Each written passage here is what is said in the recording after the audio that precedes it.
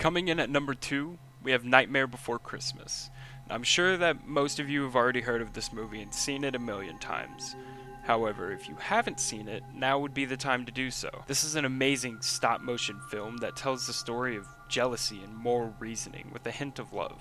It's not particularly scary in a sense, but it's about the very holiday we are preparing to celebrate. I've been watching this movie since I was a kid, and I'm certain that I'll be continuing that tradition of watching Halloween monsters intertwine with the joys of Christmas. And I hope that you do the same.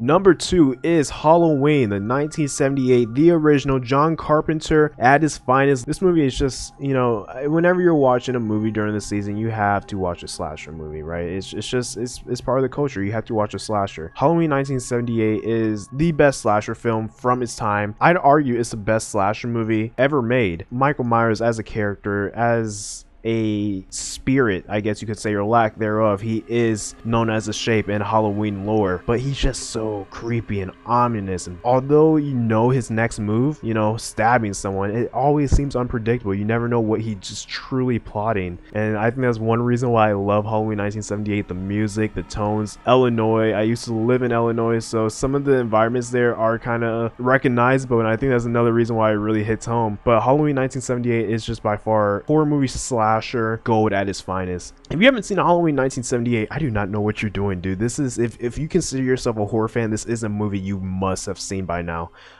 It's creepy, it's spooky, it's bloody. Everything I love about this movie is perfect, and Halloween 1978 is just by far one of the greatest films I've ever seen.